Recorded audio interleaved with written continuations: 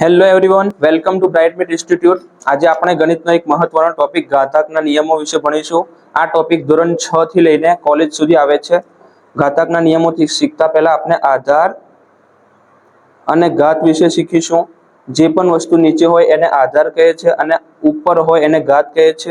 હવે વારાફરતી ઘાતાંકના નિયમો વિશે ભણીએ। પહેલો નિયમ છે આધાર સરખો, વચ્ચે નિશાની ગુણાકારની તો ઘાતોનો સરવાળો। અહીંયા એ જે છે આધાર છે, ઉપર m અને n ઘાત છે, તો આ બંનેનો સરવાળો કરી a⁻m+n લખી દઈશું। નિયમ નંબર 2, અહીંયા પણ આધાર સરખો છે પરંતુ વચ્ચે નિશાની જે છે એ ભાગાકારની છે।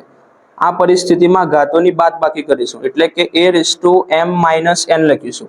હવે આપણે આ પદને છેદના સ્વરૂપમાં લખવું હોય તો પણ લખી શકાય, એ આ રીતે લખી શકાય। ત્યાં આપણે m-n ની જગ્યાએ n-m કરી શકીએ છીએ।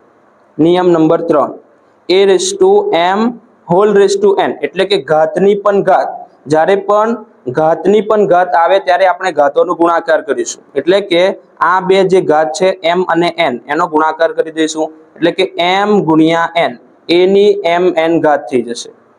નિયમ નંબર 4, જ્યારે પણ કોઈ સંખ્યાની આખી ઘાત આપેલી હોય તો આપણે એને ઇન્ડિવિજ્યુઅલ અલગ અલગ ઘાત આપી શકીએ છીએ એટલે કે a ની m ઘાત અને b ની m ઘાત એમ અલગ અલગ કરી શકીએ છીએ। નિયમ નંબર 5, સેમ આવું જ ભાગાકાર માટે a⁻m લખી શકીએ છીએ અને b⁻m લખી શકીએ છીએ।